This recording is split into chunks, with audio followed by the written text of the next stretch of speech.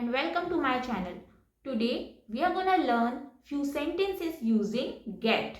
So let's get started. So the first sentence is मुझे बुखार हो गया है. I have got fever. Raju को खांसी हो गई. Raju got cough. जब भी शिक्षक डांटते हैं उसे बुखार हो जाता है. Whenever teacher scolds him, he got fever.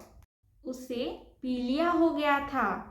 He had got jaundice. उसे ठंड लग जाएगी. He will get cold. वह भीगा हुआ है. उसे बुखार हो सकता है. He is drenched. He may get cold. मैंने बाल कटवाए हैं. I have got my hair cut. उसने अपने बालों को रंगवाया है.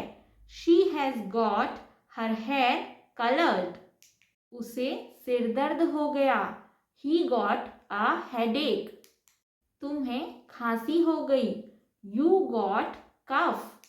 So friends, these were few sentences using get. So friends, in sentences का यूज करके आप अपनी इंग्लिश स्पीकिंग प्रैक्टिस कंटिन्यू कर सकते हैं.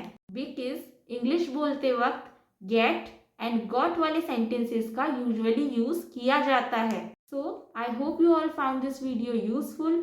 So please don't forget to like, share and subscribe to my channel. And thank you so much for watching the video.